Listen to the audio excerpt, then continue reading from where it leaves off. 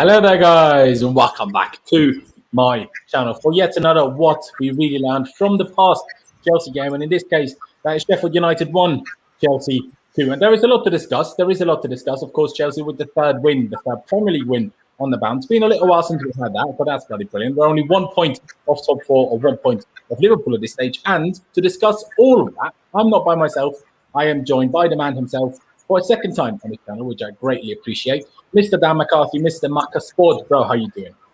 Doing well, buddy. Thanks for having me on again. Always a pleasure to return to the channel. Yeah, look forward to having a chat, my friend.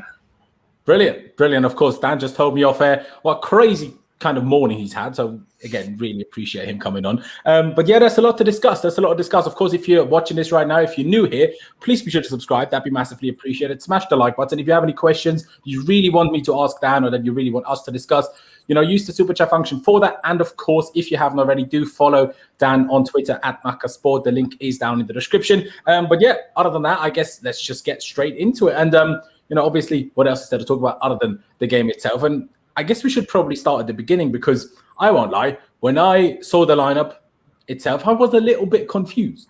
I was like, what? Why is Hudson-Odoi playing right wing back when we're playing a Sheffield United team? Okay, they were maybe slightly more aggressive than I thought they would be. Maybe slightly more aggressive than Tuchel thought they would be. Who knows?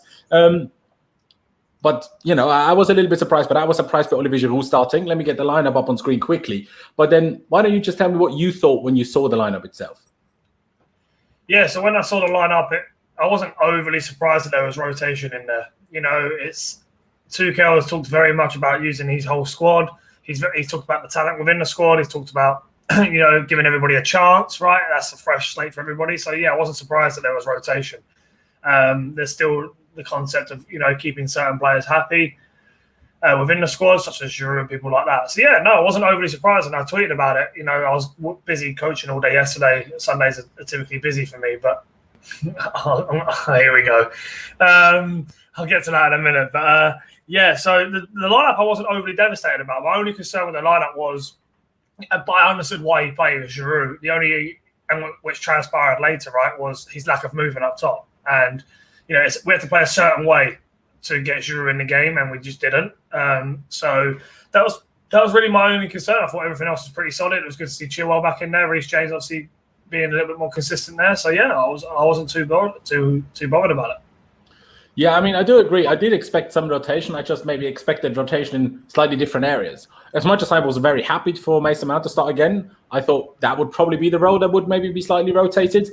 Same for possibly Timo Werner. And then I just didn't expect Olivier Giroud to start. If he was going to pick a different striker, I thought he would probably more likely to go with Tammy. Hence why I said what I said in maybe they were a bit more aggressive than Tuchel expected them to be. Otherwise, he might have gone with Tammy. Who knows? And also the fact that Kante didn't come into the side again. Not that I, again, had any complaints with it. Just didn't necessarily expect it. And as the game unfolded, I don't know, maybe you have more tactical insight into Sheffield United than I do, but I didn't quite expect them to be as aggressive on the press. Obviously, they did it in some games previously, and they made it very difficult for Manchester United and for Manchester City when they faced them recently. Also getting a good result against Manchester United. So people need to take that into a bit of consideration. Yes, they're bottom of the league and everything, but they're still a good team. They're still a good team, and they're on the up, if anything, and are on good form. So it was never expected to be, an easy breezy win or whatever you want to call it. But did you expect them to be as aggressive as they ended up being? Yeah, I had a feeling that just kind of watching Sheffield United and looking at how other opponents have played against Chelsea, I kind of expected Sheffield United to mix it up. Because we've played against a lot of teams right now who have sat back, right? And Tuchel seems to find a way of breaking down those teams very well, right? Because of the system he's playing right now, because of the two attacking tens who are finding the spaces in between lines and half spaces, which we did against Tottenham very well, right? So I thought Sheffield United would know that they couldn't just sit back, right? I think they knew that they had to kind of maybe go for us to get anything out of the game, and it nearly worked. Let's be honest, could have easily been a draw on a different day or a loss easily. So they done very well. But yeah, no, the high press that they did was to put Chelsea under pressure. If you can press a back three and you know how to do it, or a back five and you know how to do it, it can be very rewarding. So maybe a little bit more aggressive than I would have guessed. But yeah, I had a feeling that they would mix it up in order to kind of try and get something out of the game, because they've seen that previous teams who have sat back against Chelsea haven't really had any joy right now. So yeah, it was brave from Chris Wilder for sure. It really was. And Jesters, by the way, he's a member. So if anyone else wants to become a member and have a little badge next to their name, just for a little bit of a thing, there's a join button beneath. So if you want to click that, do that. There's all the information there. But he said everyone needs to understand that neither Giroud or Tammy fit this formation. I'm not 100% sure on this about Tammy Abraham. I would agree that probably Giroud isn't ideally suited to most of the things that Thomas Tuchel likes to do, but then again, he started him. So I would presume he knows better than I do. So, I will just put it that way. But what I will put you before we get into more details on the game itself, the formation. I expected us to stick with the 3 at the back for this one just because it's worked. And, we've picked up until yesterday 7 points from 3 games. So I expected that. But do you see him changing it for Barnsley just to that is probably a good game to try a different system where it's not so much is reliant on it as our Premier League form. Of course, top 4 is still the big target he was given by the club. So do you think that will happen? Because I do still think long term, the question just is what he defines as long term. 4 at the back will be more predominantly used. I could be wrong. Maybe you have a different opinion on that. But when do you think the 4 at the back will come into, if ever, really? Yeah, I think he will. I'd be shocked if he didn't mix it up for Barnsley, right? Being a tactical chameleon he is. I'd be shocked. And obviously player personnel as well, if he didn't rotate. I'd be very shocked if he did. And yeah, I saw a tweet this morning when I jumped on Twitter for 3 or 4 minutes. I think it was from the Expected Chelsea account, who's a really good account, really like his stuff, or her stuff, whoever it is. And he kind of said that maybe it's time for the 3-4-3 to be done now, and we can kind of look at the back 4, because the 3-4-3 is great for stability. It's great for, which he had to do, by the way. Tuchel came into a bit of a mess. He had to kind of, stable the ship, as they say, settle the ship. And, he did that. That's what back 3 does. That's what back 5 does. It's stability. It's defensively driven. It's concrete. It's solid. And he did that very well. Here we are, 10 points out of 12 or whatever it is. It's very good. But I think for the long term, like you say, Laurenz, I think you say it very well. I think a back 4 could be in our future. If and when. Appreciate that. If and when, not sure. But yeah, I would be very shocked if he didn't mix it up for Barnsley. And in the future, if we go back to a back 4, because we do need to be better in the middle, and especially the final third, and maybe a different change of formation can allow us to do that. For sure. No, I agree. And that's exactly my point. And what we did see yesterday, and I'm kind of dragging that a bit early as you just touched on the middle of our talking points. The whole Kovacic and Jorginho midfield, which worked brilliantly well, even against Wolves, but particularly against Burnley and Tottenham. Maybe less so in the last 10-15 minutes against Spurs, but I thought that was more down to the fact that our team as a whole started to be a bit nervous because we only had that 1 goal gap, and obviously they really wanted to finally get that win over a top 6 team. But yesterday that was a bit more of a different story. Jorginho struggled a little bit more, while Kovacic had another brilliant performance in my opinion, and that was probably due to the press. I myself said, you can now let me know in just a second whether you agree or disagree with that. I said Jorginho is not press resistant in a 3-4-3 because a 3-4-3 means you need to be, as I call it, dribbling press resistant, because you have a lot less passing options around you and ahead of you as you do in a 4-3-3 when he's the sole DM, where he has 2 8s, the 2 wing fullbacks next to him, and then the 3 at the top. While in a 3-4-3, he literally only has 3 people at the top and Kovacic next to him and Reece James next to him. So you're more reliant on dribbling yourself out of pressure, which obviously Kovacic we know is incredibly good at, while Jorginho's strength, if anything, is certainly to pass his way out of pressure. And he seemed to really struggle with that, especially for the first half an hour of yesterday's game and then again later on in the game. And that's, I guess, where it comes into it. When will N'Golo Kante get his first start on a Tuchel? Will he even start against Barnsley? Is Barnsley the game to throw him back in when we kind of probably need him more and need to be careful with his injuries? I don't know. It's an interesting one. I expected him to start yesterday, actually. He finally came on against Spurs, had a few minutes, so I thought he would come on. What do you make of the whole midfield 2 situation? And do you agree with my passing and dribbling press resistance thing? Yeah, I do get what you're saying. Yeah, I do. I don't know if it's as concrete and as transparent as that, but I understand your point. I think, Jorginho, it's not necessarily if you press him or if he's press resistant or not, because I think we can both agree, right, that Kovacic is very good at getting out of tight spaces, and when he's pressed, he's very good. Jorginho doesn't have that same ability with the technical aspect, but what Jorginho has, and Kovacic has it too, but maybe Jorginho is better at, is he can get his way out of pressure and be impressed by playing one touch. And that's because he's so good at scanning the field and checking his shoulder. So kind of like Cesc Fabregas used to do so well, right? He kind of already knew where he was passing the ball before he passed it. And Jorginho is very good at that. I'll give him credit for that. Jorginho is very good under pressure for the most part. What Jorginho struggles with is when a team presses the whole back line and presses him. And then if two people are kind of coming in, like two of their centre midfielders are coming in from either side of Jorginho, or even if one player's man marking the whole game, that's when Jorginho will struggle. But in terms of when he's being pressed, I don't think he's too sad. I think he's pretty good under pressure, to be honest, my personal opinion. But I think it's more, when he's man marked, which people have done, right, they've stopped him getting the ball and stopped Chelsea building up, which is a good tactic to use against us. And also when maybe the two centre mids are coming from either side of him and pressuring, and then the whole team's being pressed, that's maybe when Jorginho struggles a little bit, because his long-range pass isn't as prevalent and good as his short range. So, it's a fair point. It's definitely a fair point. And I don't think I remember... Baby Gerard. I don't think I remember the other point of your question, Erez. Was there another part of your question? Conte, sorry. Conte, I didn't think he would start. I think they're very tentative with his haircut. I keep saying haircut. Very tentative with his injury record and Barnsley. Yeah, I agree with you. I'm not sure about Barnsley. I'm not sure if it's the game to get him back in. I think he might get a half. He might start, play half, or come on a second half or whatever. That might be smart. But to start him, Barnsley, lower league team, aggressive. They're going to rely on trying to unsettle Chelsea, right? And that might not be the game for Conte. So it'll definitely be interesting. But Conte, I think Tuchel will play him. Tuchel loves him, right? I think most managers do love him, and they'll find a way to put him in there. So I think the Jovicic pivot has done very well recently, and it deserves to continue because there's been no reason not to. But I think we'll find Conte will be in that team sooner rather than later. Fair. And I do agree. I do. Expect that to happen. First of all, I don't know who he'll replace.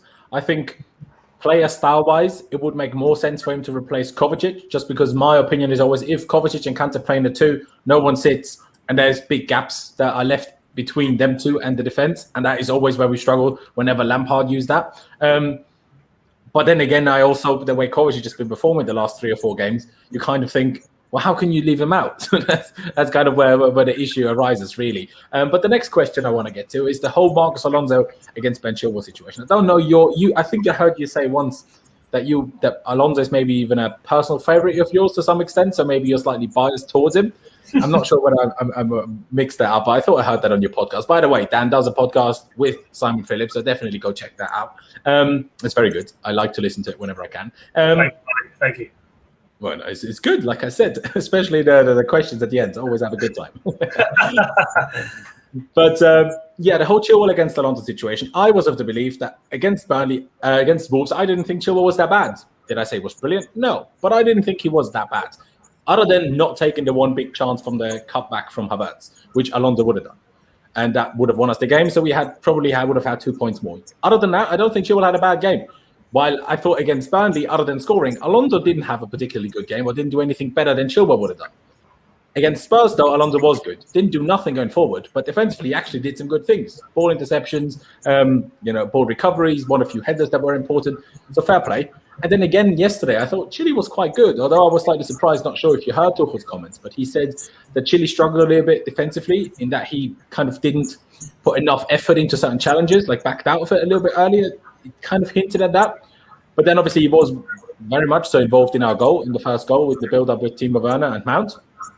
And Tuchel kind of said that he got better after that and just took him off for Alonso when he took Giroud off, because then we needed to make up for the lack of height now, which made sense. But how do you see the Chilwell versus Marcos Alonso situation? It's good. Yeah, it's a good question. Just with the Alonso thing, I'm not sure he's a personal favourite of mine or I love him. I just don't hate him as much as everyone else does, and I don't give him a stick because I think he brings something to this team that no one else can in that position, right? The goal threat and the natural ability to stay wide and stay disciplined. Not disciplined defensively, I know he struggles with that, but disciplined in the respect of giving us so much width, and then he's disciplined to continuously go forward and attack, and he's always a threat. So I actually appreciate that about Alonso. So it's not necessarily he's my favourite, but I think I actually like him for the respect that he brings something different. In terms of Chilwell, I agree with you. And again, Laurenz, it doesn't have to be Alonso played terrible or played amazing. Like sometimes they can play an average or a 6 out of 7, 7 out of 8, game, and that's okay. They're human, and we don't have to compare them, or we don't have to say he's better than him after one game. We don't need to be reactionary. It's a squad game, it's a team game, and some Chilwell will be better for some games. Alonso will be better. So that's why we're using our squad, right? That's why we buy players. So, in terms of Chilwell, yeah, I thought he was decent. I agree with Tuchel. I think defensively he's a little bit tentative in the challenge, and that's because I think maybe the injuries a little bit, but more so the lack of confidence. You can see that Chilwell's not free flowing and as confident as he was when he first joined, which is okay. That confidence goes up and down, right? He's been injured, he's been out of the team, so I think that will come with time. I think when Chilwell's fit and firing, he'll be flying into challenges as he does. So I'm not worried about that. And I agree with Tuchel's comments, but like you said, Laurenz, going forward, he was very good. He was involved in the goal, and I'm not worried about Chilwell. He's a big money signing. The club will want him to play. I think Tuchel will find a way to get him in the system and put him in the best position to make him, you got to think this system might not bring out the absolute best in Chilwell, or Reece James. So I think Tuchel will know that and figure out a way to get them going. So yeah, I still see Chilwell as a long-term answer for Chelsea. And Alonso's doing very well right now, but I don't know if he's a long-term answer, right? I don't know if he's going to be, this resurgence will last years and years. I don't think so. I think it's just a good time for him right now, right? Everybody has a good time. So I definitely see Chilwell as the number one choice in the short term and in the long term. It's just about figuring out the formation and the system that gives us the best version of Ben Chilwell. Yeah, and that's an interesting one anyway. I don't even want to talk about that for too long, but depending on what system we use more, will have to play a huge role in which of the two backup left backs we keep. Because if we use the 3 very often, Alonso is probably the better one to keep out of him and Emerson. But if we go back to a 4 more regularly, I would personally say Emerson is probably better to keep than Alonso. Obviously, it all depends on which offers come in, and whoever gets the bigger offer, that's who we will sell. And Tuchel won't be given that much of a choice in that regard, I reckon. You could also discuss someone like Ian Martin as a backup. Maybe he should be a 3rd choice backup rather than a 2nd choice backup next season, after obviously being in the Championship and doing well there this season, to be fair. So that will be an interesting one. But we have our first super chat of the day, which I massively appreciate from Aaron. And he said 1 or 2 striker formation and how to integrate Kai Havertz and Hakim Ziyech. And Hakim Ziyech was someone that we were going to touch on anyway. But just quickly, do you prefer a 2 or a 1 striker formation, regardless of whether it's a back 3 or a back 4? Traditionally, when I coach, I like a 1 because it's probably more modern, right? The 1 striker, the old school used to be 4-4-2, 2 strikers, right? But I'm a big believer in you've got to play a system that your players can play in, right? It's all good you having a philosophy and a system, and like you're this one guy, right? Like a Sarri, which is good or bad. It's not, it can be both. But I'm a big believer in you adapt to your players, right? And you have to put the system out there that suits your players. So, and I know where this question is coming from. It's the whole Timo Werner debate, right? About playing 1 or 2 up top to get hit. You've got to play the formation and the system that gets. I kind of tweeted this yesterday. That gets the best out of him. We've invested so much money in him. The club loves him. The players enjoy him. He's got a great mentality. And if you're going to put all that investment into it financially and personally, you have to put him in a system he's going to thrive in. You just have to, and the club will do that. And he thrives in the 2. Let's just be honest here. He's not a 1 up top on his own Drogba. He's not. That's not his game. So you have to make him succeed. So I would say the 2. In terms of who that is, you can argue for so many for different reasons, right? But you definitely need Timo buzzing off of a centre forward, like a central figure, which I think Tammy does very well. We saw it against Newcastle last year. I think it was last season, right, when them 2 linked up very, very well on the Lampard. Or was it this season? I can't remember. I think it was this season. And of course it was this season. I'm not even sure. I think it might have been this season. Yeah, it was this season. Yeah, because obviously Werner's just joined. So yeah, this season, and they buzzed off each other very well. So yeah, I would definitely say that the 2. In terms of Havertz and Ziyech, most people will know I'm a big fan of Havertz. I think you have to build a team around him. If you do that, I think you'll reap the rewards of how good Kai Havertz very, very much is. He's also another one though that needs time to adapt, and people get bored of that. They don't understand that, but most people don't understand how to play football at the highest level. So that's kind of, there's that. So that he's going to take time to adapt, and he's also got to be put in a system that suits him the best. He's not a right winger or a left winger. We've got to get him further up the field. So that will take time, but he'll get there eventually. I'm not worried about Kai Havertz whatsoever. Tuchel will do the best with him. And Ziyech, I tweeted on Ziyech yesterday because I got so many questions on Ziyech and so many people asking me about him, and rightfully so, because there was a time right where we missed him and we loved him, and he's obviously a very, very good footballer. Let's be honest. And he brings, again, he's another one like Alonso, right, who brings something just completely different. The left foot on the right wing. So, and his passing ability. I think with Ziyech, I said it in my tweet. It's who do you drop right now? When Mason Mount and Callum are doing so well in those little attacking gaps. He obviously likes Pulisic off the bench. He knows Pulisic. He can trust Pulisic. He knows what Pulisic gives him. So, and that's okay, by the way. Managers are allowed to have that. But Ziyech has got to impress it. Since Tuchel's been here, and this is training aside because we don't see training, we don't know what's going on in training for the most part. Ziyech has to prove something, and he has to prove himself. And I don't know what that department could be the defensive side, right? Whether is he as good at pressing the ball as the others? Is his work rate, is his transitional work rate as good, right? Does he get back in as quickly as Mason and Callum do? So these are things that he's got to do. He's got to impress that he's not just going to get a free ride. He's going to get an opportunity, of course. But Barnsley probably be in that opportunity, right?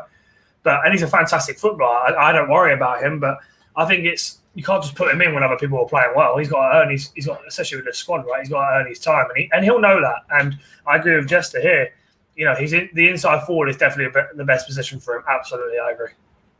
Yeah, it's a tricky one, and that's why, again, when it comes to the whole Kai Havertz, Hakim Ziyech debate, that's why I go to. Once we start playing a four at the back, that becomes a lot easier to fit all of these guys in, because right now we're kind of limited to play. Well, Hudson-Odoi is a right wing back, fair enough, but for the others, we only have 3 positions, and in a four at the back system, you could create 4 positions for these guys, whether it is a 4-2-3-1 or a 4-2-2-2, whatever you end up wanting to call it. I would love to see a 4-2-2-2 with Timo Werner and Kai Havertz as kind of a front two, and then Kai can drop to, play as a 10, but can also push up to play as a forward, which allows, Werner to drift to the left a little bit, which we know he likes, and then you have a Pulisic or Hudson-Odoi on the left, and maybe a Ziyech on the right, or Pulisic and Hudson-Odoi on the wings. I think that's where, most options become available, because also Ziyech, as much as that's not an inside forward, it's still, he is allowed to drift inside a little bit more than he does when he plays as a proper winger, like he did for the most part on the flank. So, I think that's in general just a really tricky one. And when we have everyone fit, just a really difficult situation for whoever the manager is. It doesn't matter whether it's Frank or Tuchel now. It's just going to be difficult when you have that many positive, football players in similar positions. So we touched on the Hakim Ziyech thing, and the next thing I want to touch on, I can't remember whether you and me spoke about it already. Obviously, last time you were on was just after we lost against Leicester, and it was the debate: would Frank get sacked? Would he not? And whatever else. Mason Mount. I said this the second he got sacked. I said I think he will thrive a lot more under Thomas Tuchel than a lot of people thought he would, and at least so far, I and a lot of other people have been proven right in that sense. I'm not saying he will start every single game like he has done for the last 3, but no one can deny that in those 3 games that he did start, he was one of our best 2 players in all of these performances. Maybe in the Burnley one, you got to take away Thiago Silva there. But from, let's say, the forward players, and even when he came on against Wolves, he was one of our most influential players. Just that one turn, created more than, the rest of the team did for the majority of the game before that, really. So Mason Mount, what do you make of him? What did you expect him to adapt to the Tuchel stuff so quickly? And especially the fact that he's played as a 6, an 8, a 10, an outside 10, or an inside forward, whichever you want to call it, and even a bloody false 9 against Spurs, in my opinion, is more than just impressive at just 22 years of age. Yeah, there was no worry with Mason Mount in the transition from Lampard to Tuchel. There was no worry. He'll play under any manager. He'll find his way in a system under any manager because of how versatile he is, because of how hard he works, because of the basic technical qualities he possesses in and out of possession. He's always going to find his way in a team. He will, and people, have got to start realising that. And he's a special talent. And he's been fantastic under Tuchel. I agree with you. Tuchel's found out what makes him tick in such a short amount of time, and he's been very good in the system, right? He knows he has to improve his final product. We saw that yesterday, obviously, against Sheffield United. What a great finish that was. The technique on that with his weak foot was unbelievable. He made that look so easy, and we know and we've heard that he's been working on that in training, which shows you his attitude, right? And he's just got such a brilliant attitude, which is so underrated in football today. Attitude and effort can mean more than technical ability these days. And if there's something that he's not good at, he's going to fix it. If he's not playing a good game, he's going to fix it, and that's why he's going to be a mainstay in this team. I don't predict he'll play every minute of every game like he did against Lampard. I understand why Lampard did that. I think Tuchel's just a little bit more flexible with that, and he's very big on, rest and recovery and resting players. Tuchel's very big on that. I tweeted on that yesterday, right? Why people were asking, where's this guy and where's this guy? Injuries take time. People don't realise, the rehab process. The time you can't. It's just like, oh, he's fit, but is he fit enough to play 45, 60 minutes, 90 minutes in the Premier League game at that pace? Like, people don't realise how difficult that is to do. So Tuchel will take his time with these players. Kai Havertz, he wasn't in the squad yesterday. He's going to take his time with these players. Thiago Silva, I saw a question just now about, when's Thiago Silva going to come back? You got to remember, if Thiago Silva was 10 years ago, he might be rushed back for the Southampton game, right? He might come even back before that. But this guy is not 26. He's an older player, and he's so important. And he's got Champions League experience. So do you save him for Madrid, right? But on the other hand, he's obviously very fit, right, for his age. He takes care of himself very well. So it wouldn't be a surprise if he did come back early. But you got to remember that it takes these guys so much more time when they get older to recover. And Tuchel will not rush people back. He just won't do it. He knows how good this squad is. He's very aware of how fast paced the Premier League is and how demanding it is. So he won't rush them back. And the whole Pulisic rumours about the Super Bowl and that, whatever. But yeah, I would not be begging for Thiago Silva back anytime soon. I think it needs to be patient with that respect. And yeah, Mason Mount, to finish off that point, Laurenz, Mason Mount will be a massive player for Chelsea moving forward. Absolutely. For sure. I couldn't agree more. And the Thiago Silva one is an interesting one because the fact that Thiago is now out makes me even want to stick to a 3 because I trust all of our defenders way more in a 3 unless they're with Thiago. Like Timo and Thiago, I'm very happy with. But any of them without Thiago in the back 4, I'm not sure I can trust at all. And we know that Christensen is by far his best position, obviously is as the centre of a 3. And I mean, Lewis at the very start, let me just try and find it. Obviously, the Danish Maldini and whatever else, pick up the AC hype. I'm not having this Christensen hype, man. By the way, he deserves credit. The last 2 games he's been very good, and I know Lewis will be absolutely buzzing with that. But I'm not having this 3 a.m. like this guy. Me and Lewis have just connected more recently on the timeline and followed each other and whatnot. But my God, man, that guy is relentless with it. And people will know I'm not the absolute biggest Christensen fan. I'm not. But I do give him credit for the last 2 games. Fair play to him. Lewis must be very happy with that for sure. He must be, yeah. It must be. It's a funny one. But yeah, like you said, especially when he came on against Spurs, I thought he was genuinely brilliant. Yesterday, I thought he struggled a bit alongside Aspie in the first 30 minutes. Them two just seemed to have no communication. I thought there was a couple of moments I'm like, what are you two doing? Talk to each other, for goodness sake, please. But then again, also the Rudiger Mendy thing happened. So, hey, I guess lack of communication happens. That's happened a few times. I tweeted that to somebody and I had it in my drafts ready. That's happened with Mendy now a few times and we just got away with it every time. But that was always going to happen, by the way, the own goal, whether it was Rudiger or someone else, because it's been a few times now Mendy's got away with it. And, if you keep doing the same mistake, right, eventually you're going to get punished. And we did. And I wasn't overly surprised when that happened. You can blame Mendy more. You can blame Rudiger more. Personally, I think it's more on Mendy because Mendy's facing up the field. Rudiger's he's facing his own goal, which is the worst position you want to be in as a defender, right? That's why they always say turn the defenders over and make the defenders run back to their own goal. That's what you're trying to do, right? That's what Newcastle United do to every team, right? They're playing in behind, trying to make defenders turn around. They're playing the long ball. Mendy has got to do better up there and communicate that better. He clearly did, and Rudiger didn't know. Rudiger's is at fault as well, of course. He could have just cleared the ball, right? Yeah. But Mendy is facing up the field. Mendy is the one that should be communicating, pass back, play out. And if Rudiger's not sure, it always has to go. So if the defender doesn't do the right thing there, that to you says the goalkeeper didn't communicate it enough.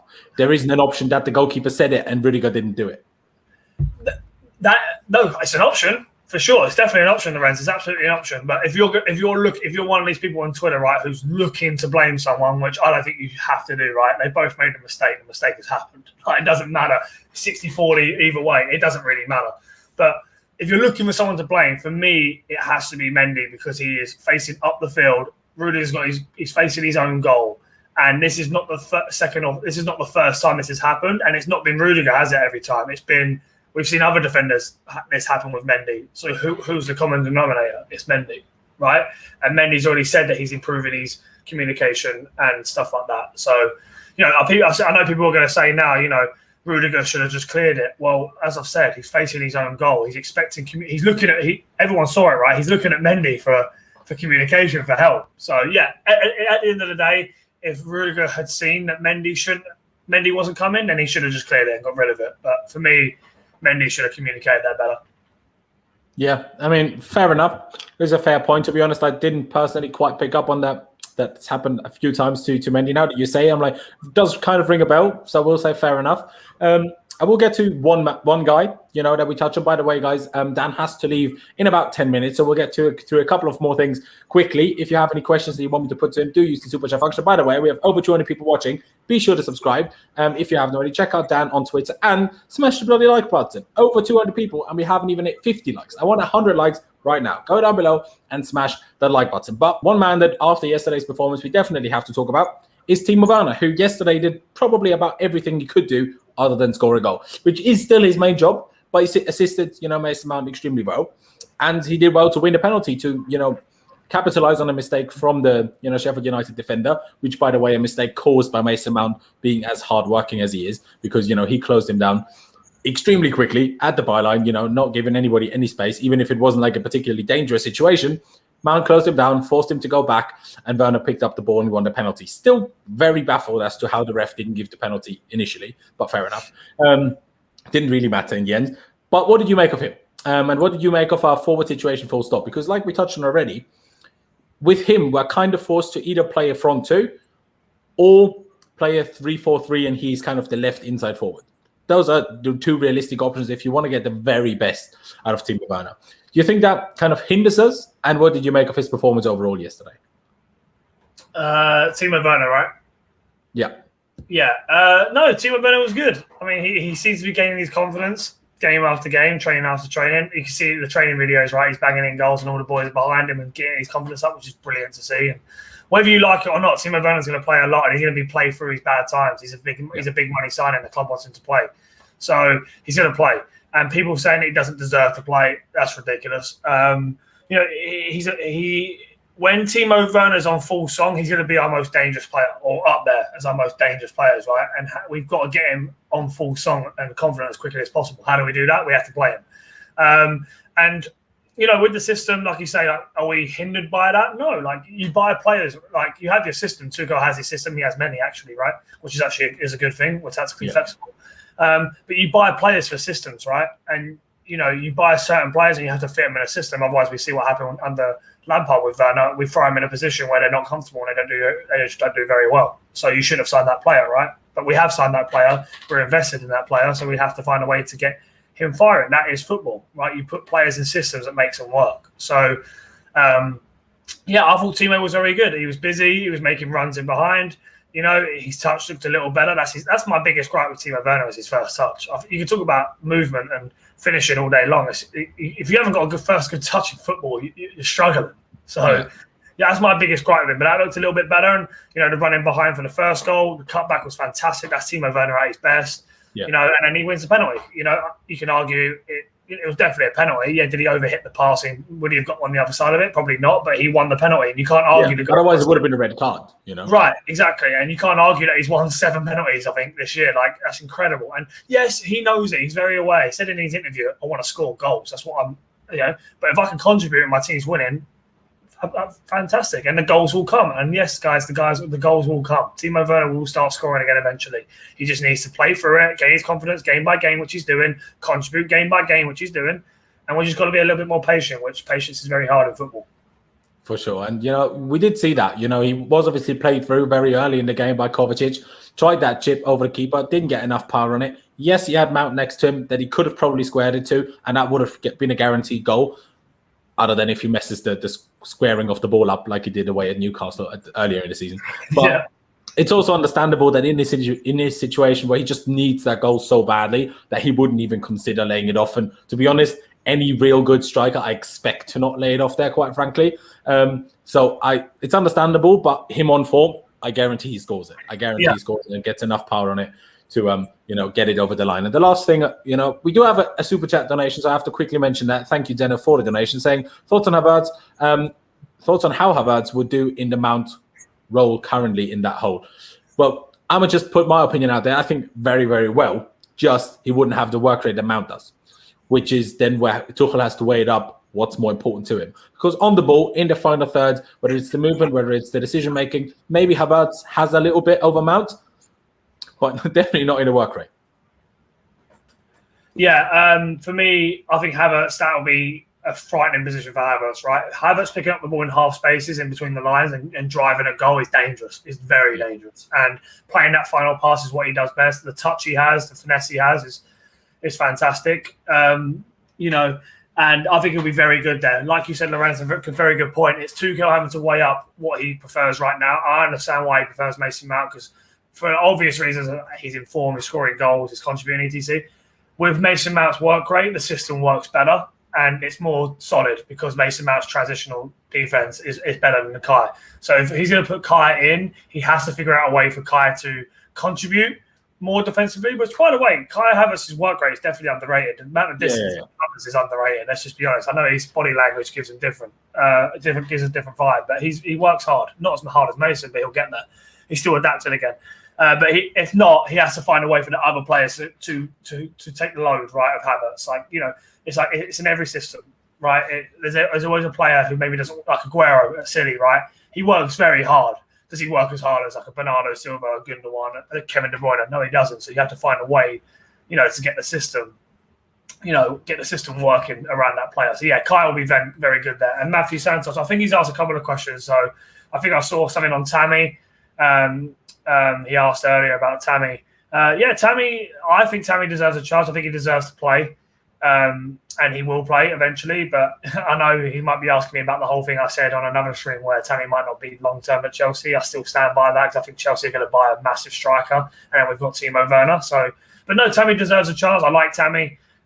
He has to improve. He knows that on certain things, hold up playing, et cetera, et cetera. But yeah, no, Tammy deserves a chance and he should play for sure. Him and Werner up top, I think, will be very good. And he's asked here about the best back three while Silva is out. I think for me, I'd love to see Reece James in the right centre back of the three. I'd really like to see that. As for the Quater, just adds a different assurance there. You know, he's in the transitional. He needs to be there for his leadership in this transitional phase. He's in there. And then, you know, you can't really drop Rudiger right now. I know he divides opinion, but you can't really drop him right now. I know the goal's not great, but he played well apart from that. And you can't drop him at this point. You guys have got to realise you can't just drop players when they're doing well. You'll kill their confidence and you'll kill them off. And it might take him weeks to get it back. So, especially because I don't think Zuma is particularly at his best, but especially as the left on the left of a back three. I don't think that's Zuma's best role. Right, I agree with you, and you've got to be good at playing out the back, and Zuma's still got to improve that a little bit. He has improved that, but he's got to improve it even more, right? So Christensen is doing well. Fair play to him. He's not my long-term answer by any stretch of the imagination, but yeah, I would say Reece, Aspi, and Rudiger for right now. I'd like to see that, but then it's difficult, right? Because you've got Aspi in the middle, and it's difficult. I'm not overly committed or overly, zoned in on one of them, to be honest. So. I'm very much trusting of the manager in that respect. I'm not going to pretend I have all the answers, and I'm not going to say things just to say things because I don't. And I saw another question that's popped up a lot here, Laurenz. I'll just quickly get onto it, buddy. Was DZ? He kept asking, what profile of midfielder do we think we will go for, and which midfielder do we pair him with? Profile will we go for? We need a bit of a midfield destroyer. I think that's the profile we need. Right? We need someone. I know the Declan Rices, the Camaras, so many have been linked with us with that in that respect, and I think we do need that. We've got cute, we've got nice, we've got good at the back, we've got Kovacic who's very good at dribbling, we've got Mason Mount's work rate is fantastic. Do we have that guy? Conte does this a little bit, but he's not quite the Patrick Vieira, the Roy Keane. Yeah, he won't win you a header now, will he? Right, he's not that profile which a Declan Rice or a Camara is, or them guys. So yeah, that's the profile I think we need. And I think we'll go for that. Tuchel will be looking at that. He might have his own preferences, right? He likes Camavinga. The variety rumours are flying around. I don't think that will happen, but they're flying around. For his small size, he's a big character and he does well. And who to pair him with? You've got to pair him with someone that's good on the ball. You can't have two donkeys in there who can't play the ball. So it's all about balance. Tuchel's all about balance, as you know, the way he coaches, the way he sets up. So, yeah, hopefully that answers your question, guys. And there's so many questions in Laurenz. I've only got a minute or two here. Exactly. One last thing that I would love to touch on quickly is the fact that obviously we have now this morning linked, apparently we've already agreed terms with bloody Jerome Boateng. I don't buy it, but, I just think it's funny that we're now linked to every bloody Bayern Munich centre-back. We've been linked to Niklas Süle, we've been linked to, David Alaba, and now we've been linked to bloody Jerome Boateng. Of course, at least Boateng and Alaba will be on a free, and Süle's maybe not half the play is a bit harsh, but not the player he was before tearing his ACL. He might get there again, but right now he certainly isn't. Not really starting that regularly for Bayern Munich. So they're all a bit weird. David Alaba's wage demands, of course, crazy. a £400 a week, £400,000, £400 would be nice. Yeah, £400,000 that'd be nice. yeah, that'd be quite good. Maybe there's, he doesn't speak English that well, and we just find a loophole. Who knows? Who knows now? But it's a weird one. I mean, obviously, Bayern Munich defenders can't exactly be bad, considering they're the best team in the world and were last year. So can't be that awful if you get any of them. And especially Boateng has had a crazy resurgence, of his career since Hansi Flick took over at Bayern Munich. But what did you make in general of the whole, just in general, all the players that we have been linked with recently? Yeah. And obviously, I want to touch on a question that I was, asked to put to you on Twitter. I want to link that into it. What do you make, of course, Ampadu Markway, or however his name is actually pronounced, who knows, to be honest. How will that revolve? Because I'm pretty sure we'll sell someone. Who knows what happens with Tomori? Will he come back? Will AC Milan take the option to buy him? What happens with Christensen? Who the hell knows at this point? What do you think will happen within the centre-back positions? And then obviously maybe touch on the 3 Bayern ones that we've been linked with. Yeah, it's mental, right? The centre-back. I remember the good old days where we just knew we were playing John Terry and Ricardo Carvalho every game, and it was just easy. It's pretty crazy, right? We're still searching for that John Terry. I know we've got Thiago Silva in there, but obviously long term. With Jerome Boateng, what I was told, I asked this question very early when this was first kind of linked, and I was told not to take it that seriously as of right now. That's what I was told. And this was about 3 or 4 days ago. So I haven't checked in since. I don't like anything, right? You don't want to keep asking every day because it doesn't really change every day. So unless I'm told otherwise, until I'm told otherwise, that's what I was told, not to take links too seriously. And we are naturally being linked with so many people, right? Because Tuchel's just taken over. Chelsea have got money. Chelsea have already said they've pretty much told the world that they're going to go again in the summer. So it's very easy to make links. I keep saying this to people, right? It's so easy to link a player to a club. Like Hulk was linked with us for 7 years and never signed. Like it's so easy to do. So just be aware of that, guys. I would say, like when you're looking at transfer rumors, look where the rumors are coming from. Look at the source. And has this player been linked with us before? Jerome Boateng has. So I'm not saying it won't happen. By the way, I'm just saying I would say it's unlikely at this point. In terms of the other people you mentioned, Tomori. If I'm AC Milan, right, which is hard though, because the Italian league's different, and the Italian clubs don't have as much money, and they're not as they're pretty frugal with their money. So if it's Tomori in England, if AC Milan's in England, I think they buy him. I really do, and I think they would. I think Maldini loves him, and he would do very well there. But Milan did take the option on Bakayoko, and they don't Spurs money like English teams do. So that's a tough one. Margui, or Gue, I can't even pronounce it myself, buddy, to be honest with you. I saw a really good tweet from the Score01, a good account of a friend of mine on the platform today, and it was a really good tweet. It was something along the lines of, this guy hasn't played 1 minute of Premier League football yet, and we're asking him to come be the saviour. He's a fantastic talent, brilliant at Swansea. He's heavily rated in the academy, and the club loves him, by the way. However, is he the answer right now? No. He needs another year or two. So that's my personal opinion. Do I think that's going to happen? It's way too early, guys, to say who's going to play centre-back next year or who we're going to sign. It's way too early. We're in February. But that's You'd assume all of these guys get pre-season to be looked at by Tuchel, I guess. Absolutely. Ampadu coming back, et cetera, et cetera. So it's very difficult. Sula has got legs, as I've said. I wrote an article about 2-3 days ago on centre-backs that you guys can check out, kind of an update on that. Sula's got legs. I'm trying to think of everybody else we've been linked to. I think David Alaba. So me and Simon go back and forth on this all the time. And if he's watching, if he ever sees this video, he'll laugh because it's like a personal joke with us that he seems to think this is going to happen and he wants this to happen. And I've said from day one, this is not happening. So I don't know if it's my influence kind of clouding my judgment a little bit, but I've maintained from day one that David Alaba is not going to happen to Chelsea. He's going to Madrid, and I'm going to stand by that stance now. Simon will disagree probably, but that's what I'm saying about Alaba. I don't see it happening. I think he's going to Madrid. I trust the sources and the people that have said that he's going to Madrid, and unless Chelsea did pay that wage demand, then he would come. But Chelsea would be absolutely mental. I think it's probably just a case of their agents trying to make sure that Real Madrid do get that deal done, and that's why they're linking him to a few other clubs. And the last thing, because I know you need to go, just quickly, do you have any idea whether Chelsea want to bring Hazard back, yes or no? No. Good. I don't. That's a mix of things. I'm trying to be quick, obviously, but no, I don't. I know there's rumours that Marina wants him, and it's nostalgia. But I'll be honest, guys. Apart from Drogba, it's never been a good idea to bring people back. And I love Hazard, best player in club's history. You could definitely argue that. And I'd love to see him in Chelsea blue again, just for pure selfish nostalgia purposes. But in terms of tactics, the fit, the money, his injury record now and stuff, no. Yeah, exactly. But Dan, massively appreciate you coming on. Guys, I will, keep going for another 10, 15, 20 minutes to get through a lot of your questions that we haven't just had time to answer just now, because obviously Dan was a little bit limited with his time, so I couldn't answer every single question from the chat. We're sometimes strapped for time. It just happens to be like that. But Dan, massively appreciate you coming on. Like I said, guys, check out his Twitter, obviously down below. Check out his podcast with Simon Phillips. Check out his articles. The guy knows what he's talking about. The guy knows what he's talking about. He's a football coach himself, was in football himself. So, like I said, massively appreciate you hopping on, and I'm sure we'll do this again soon. So, Dan, thank you. Absolutely, mate. Yeah, sorry about the limited time. It's just a bit of a crazy time. Like I said, always enjoy coming. I'll definitely come back on, and we'll do a longer one, Laurenz, so we can talk a little bit more. I always enjoy coming on. So we'll do a longer one next time. And yeah, thanks for having me as always, buddy. Enjoy the rest of the questions. Some good questions there. And Arian's asked me about Werner. Werner will score in his next 3 games, guaranteed. Put money on it, people. You heard it here first. But until then, Laurenz, always a pleasure, buddy. Thanks for having me. Cheers. Take care, bro. So that was Mr. Dan McCarthy. Appreciate everyone that's come on. Also appreciate Dan Hill's 79p donation. Any donation is massively appreciated. Whether it's 79p, £10, I don't care. Anything's massively appreciated. We'll go through a few more questions because, like I said already, it's so bloody tough to get through bloody everything. But, ladies and gentlemen, we have 244 people watching, but we still haven't hit 100 likes, if I'm not mistaken.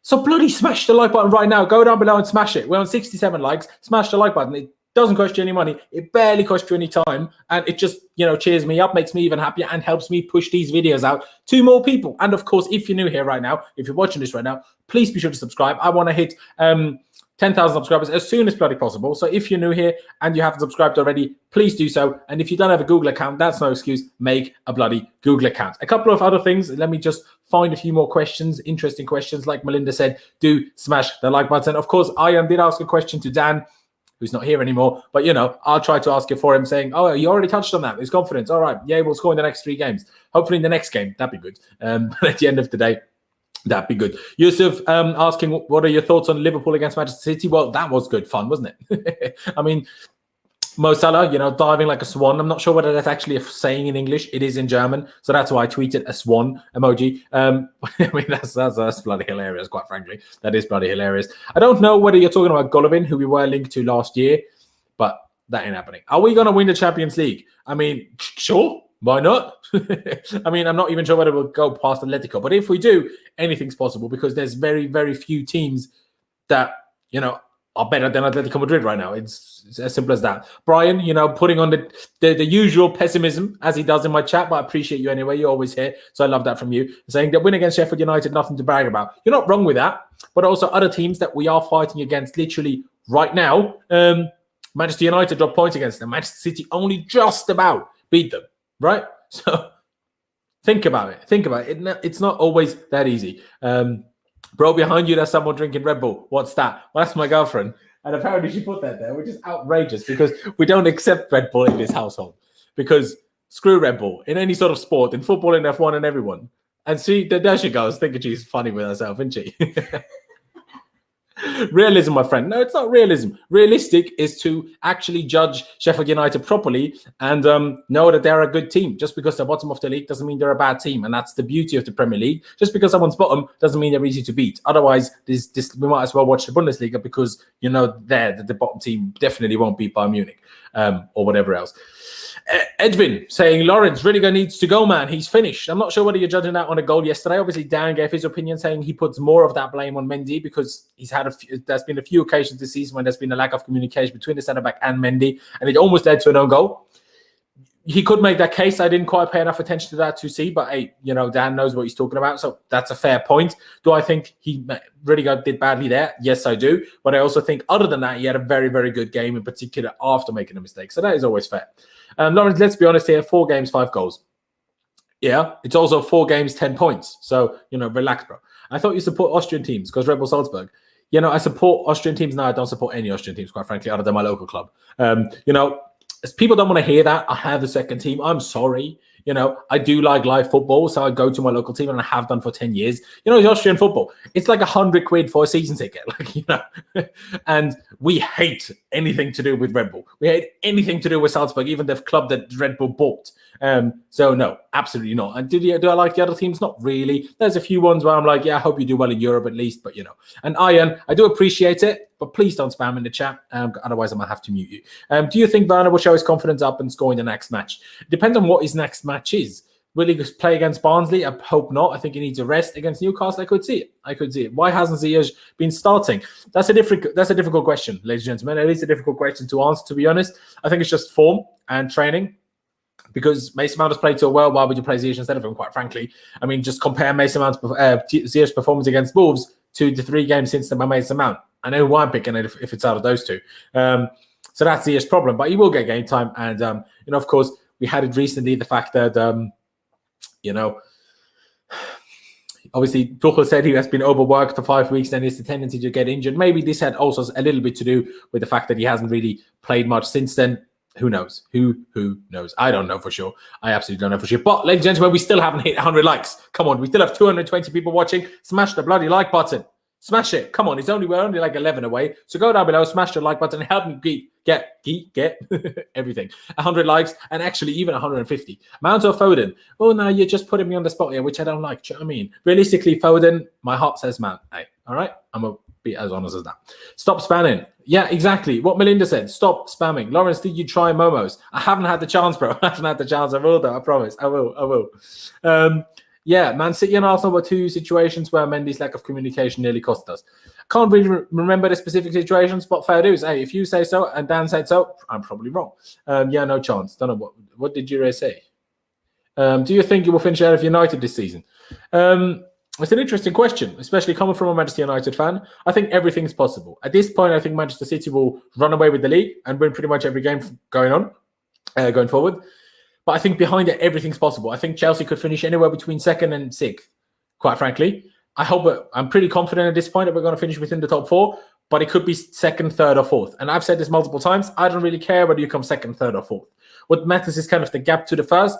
How many teams are between? I'm not really that bothered. You know, you get pretty much the same money as long as you make the Champions League, and that's what matters. So I'm not really fussed about that. And Manchester United, it depends on how long you keep bottling it for. If you sort yourselves out, maybe we won't finish behind you. If you keep bottling it against bloody everyone that you come across, well, then we probably will. But we'll have to wait and see.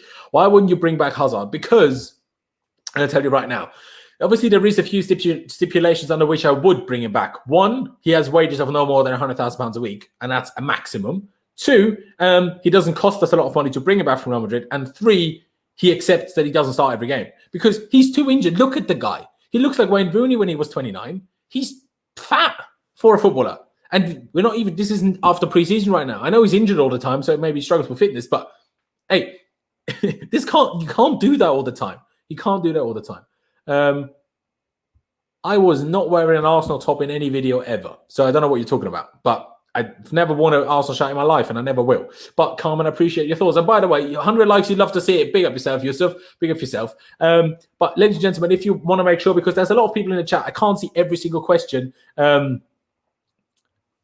You know, do use the super chat function if you want to make sure, or become a member, you know, that with the channel. Hit the join button down below. Then you have a little badge next to your name, and then I'm 99% guaranteed to pick out any any message you put into the chat. Not every single one, because again, I can't see every single one. But still. So the shelf behind isn't even a shelf. That's a great illusion, by the way. No, it is a shelf. But it's just, it kind of like works as a room separator, if that's the word. So behind that is my sofa, and my TV is there as well. So this is my living room, and I've like split the living room and kind of work area into 2. So that makes sense, doesn't it? Hey, Lawrence. Just got onto the stream. Don't know if you've gone through it already, but any news on Thiago Silva injury? Yes, there is news, Raheem. Yes, there is news, Raheem, and I will tell you about it right now. So what Thomas Tuchel said after the game is that we are trying to get him back fit for the Southampton game. If you don't know our schedule, we play Barnsley on Thursday, then we play Newcastle on Monday, the one day after that, and then we play Southampton the Saturday after that. 3 days ahead of playing Atletico Madrid, most likely at this point in Warsaw, because it will be, you know, relocated from Madrid because of obviously the global situation. Presumably also the second leg will then be played in a neutral venue as well. God knows where that will be. But yeah, Thiago Silva, they're trying to get him back for Southampton. I don't see that happening. If he is just about fit for Southampton, he won't play Southampton. He will play Atletico Madrid. I just hope he's back for that game. That's what I'm hoping for, and that's what I'll tell you. Do you think Pulisic can get his post-lockdown form back? Yes, firmly believe that, and even better. Will Haaland choose City or Chelsea? See, I'm not 100% sure on the fact that do City actually want Haaland, because I just see Haaland being about the last player that Pep Guardiola would want on his team. It just doesn't make sense to me. So if it's between those two, I think Chelsea, because I don't think City will want him. I think there will be other clubs that will, make that happen. Haven't conceded an opponent goal in 4 games. Yeah, we haven't. Only conceded 1, and that was an own goal.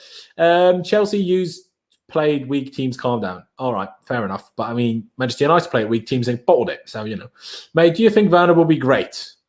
Define great, but yes, let me just be positive. Charlie saying, "Hey man, loving the stream. What do you think is the preferred front? What do you think the preferred front 3 is?" Cheers for the question, Charlie. First of all, again, ladies and gentlemen, subscribe if you haven't already. Smash the like button. Do it, please, for goodness sake. The preferred front 3, mine, Tuchel's. I don't know. I'm just going to answer whatever I fancy. I'm going to say mine. And my preferred front 3 isn't a front 3, but a front 4. Like I touched on already, I would love to play a 4-2-2-2 and then have Timo, Werner and Kai Havertz as a front 2, kind of mix between making it a 4-2-3-1 and a 4-2-2-2. And then you'd have Pulisic and Hudson-Odoi on the wings, or Hudson-Odoi / Pulisic and Ziyech. That's the front 4 I want to see long term. That's the front 4 I want to see. Thoughts on Ziyech? I hope to see him playing soon, and I hope to see him playing well soon, really. Why do you think Tuchel isn't playing Zuma? Because, first of all, he picked up an injury before Spurs, so he wasn't available against Spurs, and then he only just returned from an injury, and also he's not best suited to playing in the back 3. I am still confident, as much as Rudiger is doing well, that once we go back to a back 4, Zuma will be the mainstay next to Thiago Silva. I could be wrong, but that's my opinion. We don't have any player with a natural goal-scoring instinct. What do you think about it? I think that you're right, and I think that's why we're going to sign a striker. Liverpool, the best of Chelsea. Don't know what that means, but fair enough. I've always been a fan of Austria. Hope you guys do well in the Euros. Well, pick up yourself, friend. Pick up yourself. Don't know where you're from, but pick up yourself for that. I hope we do well in the Euros too. I was at the last Euros. Yeah, Austria didn't win a single group stage game. Got 1 point. And that was a 2-2 draw against bloody Hungary, I think. No, it was a 0-0 draw against Portugal, and we saved the penalty by bloody Ronaldo. So, that's something. But we lost against Hungary, and we lost against Iceland, and it weren't good. And I was at the Iceland game in Paris. It was a great time, but we bottled it. Absolutely bottled it. Best player this season for Chelsea, Mason Mount. I would love to super chat, but it isn't allowed in my area. Are you not allowed to become a member of the channel either? If so, use that option. Otherwise, hey, bro, I know you're here every stream pretty much. I know you're commenting, so I appreciate it. Honestly, appreciate it. That's honesty. I'm Spanish. I'm Polish. Well, big up yourself for that. Just big up yourself for that. I don't know what else to say, really.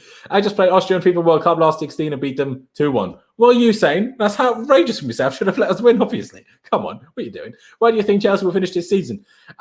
In the top 4, but not win the league. Anywhere between 2nd and 4th.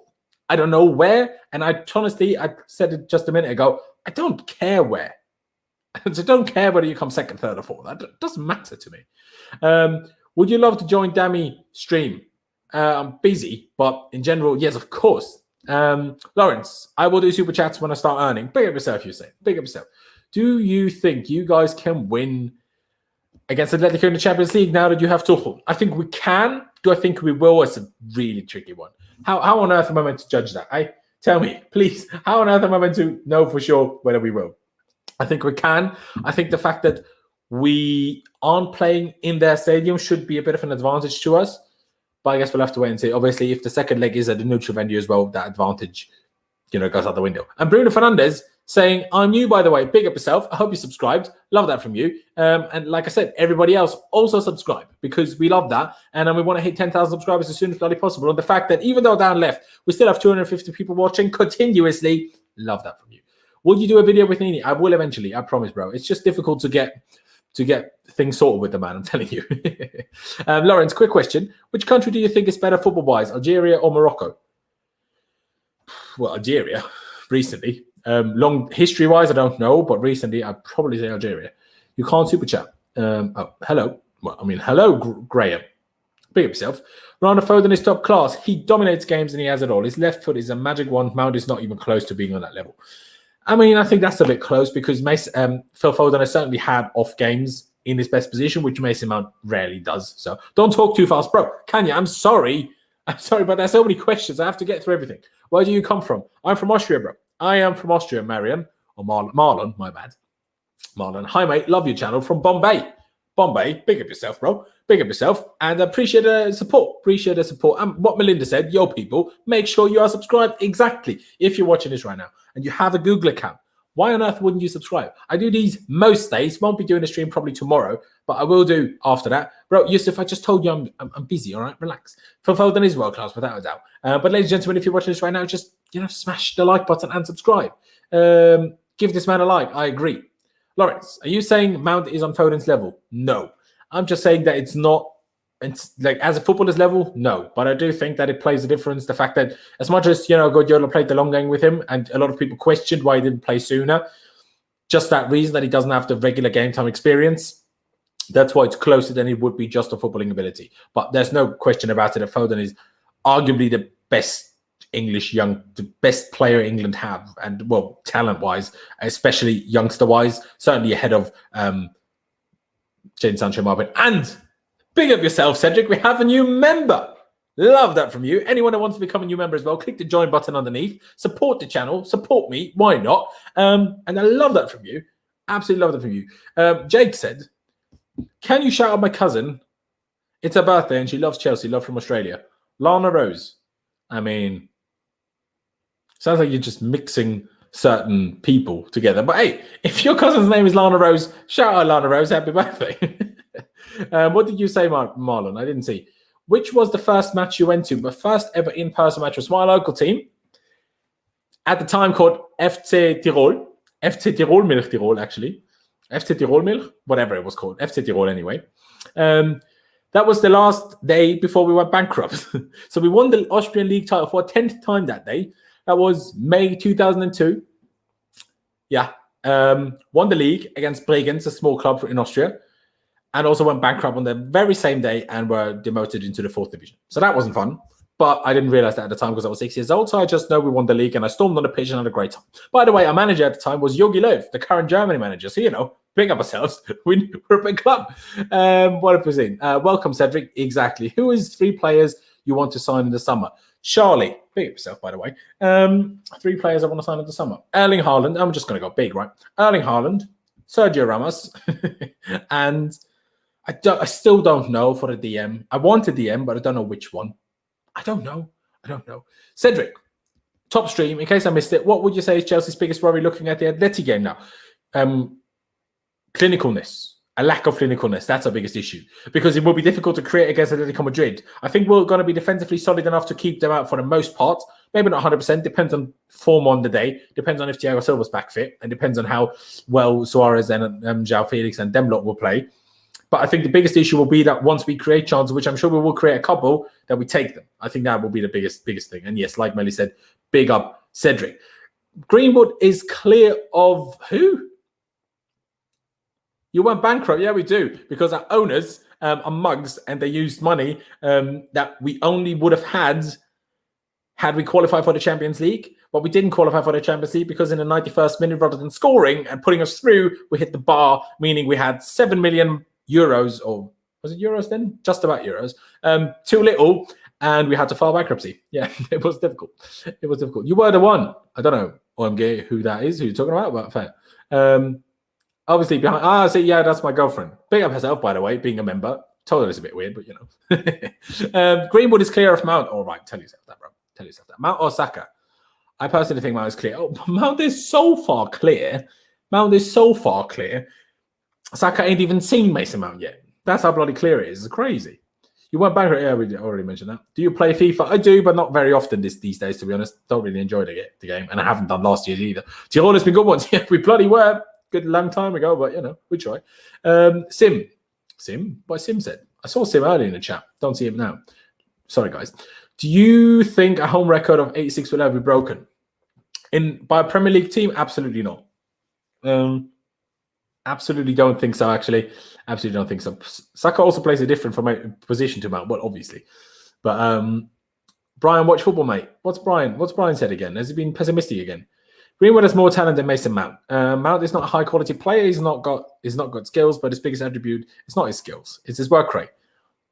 Yep. And what Bojan Krikic had, unbelievable skill. Bojan Krikic was deemed the next Messi. What has he played? Bloody Stoken in the MLS. So that's not all it is about, mate. That's not all it is about. Same you could say for Charlie Masunda. Of course, somewhat unfortunate with injuries, but also a certain attitude issue. Mount is actually overrated. By who? By who? Because, I mean, he was the best player in the last 3 games. Don't see Greenwood doing that. Preferred back line. Back 4. Obviously, Mendy in goal. Reece James right back. Thiago Silva, Kurt Zuma, and Ben Chilwell. My preferred back line. Would you take Luke Shaw or Ruben Diaz at Chelsea? I would love Ruben Diaz at Chelsea. I would love him at Chelsea. I don't need Luke Shaw. We have Ben Chilwell. Luke Shaw is having a good season, but in general, I don't really rate him any higher, to be honest. Is lack of chance creation or borrowing the early period of Tuchel? No. No. I think we create plenty of chances. We just don't bloody take them. I mean, Saad, I love it, but I don't read Arabic, so I'm not really sure what to do with that information here. But guys, I think I'm going to leave it here in just a minute's time. So, ladies and gentlemen, if you're new here still and haven't subscribed, first of all, are you some sort of crazy? Please do subscribe. Come on. Do you want me to do ASMR? Please subscribe right now. Please. Please. Now, honestly, guys, please subscribe. Be massively appreciated because I want to hit 10,000 subscribers as soon as bloody possible. Smash the like button if you haven't already. Let me just go check how many likes we have right now. Let me just it takes a minute to update here. I will tell you in just a second. 133 likes. So we're actually genuinely close to reaching 150 likes. Just 27 away. No, not even that. I can't do maths. Quick maths. 17 away. So make sure you smash that like button right now. ASMR is whispers. That's what I did. Didn't I whisper? I thought I did. In your dreams, bro. I'm not an Arsenal fan, but Saka is far better than Mount. In what universe? Not in this one. When's the next stream? Next stream is on Wednesday. Don't know who I'll be joined with. We'll see. But next stream is on Wednesday. You know, if I fancy it, maybe tomorrow, but probably not. Probably not. Greenwood got 19 goals last season. Jog on. Great. He also plays as a forward, whether it's as a striker up top or as a winger. That's not what Mason Mount does. How can that be in a comparison? What? I mean, people, you Man United fans, be telling us that Martial's better than Werner. Werner scored 34 goals last season, so I don't really know. Exactly what Bruno said. As much as it's a bit weird that that's your name, and you're probably a Manchester United fan, but big up yourself if you're a fan of this. Road to 10,000 subscribers, or else, I don't know what else, but just help it. Greenwood has 1 goal in the league, though. Exactly. When Thiago Silva comes back, who do you take out of the back 3? Christensen or Rudiger? Christensen, because Christensen can't play as a wide player in the back 3. Hence why it has to be Christensen. Do you think Tuchel will stay until the end of 2022? Well, not the end, but until the summer, probably. Barnsley score prediction. Well, of course, we will do that again on Wednesday in my preview for that game. I don't know, 4-0, something like that. That'd be good. Do you think Kante will have some game time on at all? Well, of course he will. Of course he will. Mount is our key player? Not wrong. Why on earth sign Boateng? Bro, I don't know. But personally, I don't think it will happen. I know I put it in a title because that's the news that came out today, but it's not happening. Callum is better than Greenwood. Of course he is. No, I don't know. That's a close one, actually. I think on ability, yes, but on what they've provided so far in top flight football, maybe Greenwood is a little bit ahead. Maybe I'm not even sure. United fans are so deluded, just like Arsenal fans. Not wrong. Don't tell me you're ending up Yusuf. I have to, bro. I have to. I've got to go from behind there, you know. She has to go home tomorrow, so, you know, can't do whatever I want all day long. Why not go for Alaba if you're buying Boateng? Well, they're completely different types of centre-back, and the difference is that Alaba wants £400,000 a week, apparently, and Boateng doesn't. So, you know, let's be in that. Werner is the best striker in the Premier League. Well, that's just not true, bro. That's just not true. But, guys, I'm going to leave it here. Thank you, guys, for watching. Let me see if we've hit 150 likes. If we haven't, we're going to have a word. Hey, we haven't. Ladies and gentlemen, 7 more likes. Go down below and smash the like button right now. What are you doing? Come on, guys. Smash the like button right now for me. That'd be massively appreciated. And just subscribe if you haven't already. Just subscribe. Help me reach 10,000 subscribers as soon as bloody possible. Thank you for watching. Thank you to everybody that has tuned in. Again, massive shout out to Dan McCarthy, to Macca Sport for coming on. We'll have it on again soon, and we will definitely try to make a bit of a longer stream, maybe even 1.5 hours or whatever, to touch on bloody everything, because the man is good at talking. I'm good at talking, so we're going to talk a lot. That's just what happens. But yeah, thank you for watching. I appreciate every single one of you that has tuned in. But yeah, up to Chelsea, upwards and onwards. Let's get another dub on Thursday against Barnsley. Let's get another few more dubs before we play Atletico Madrid, and then let's beat them as well. Thank you guys for watching. Up to Chelsea, and I'll see you next time.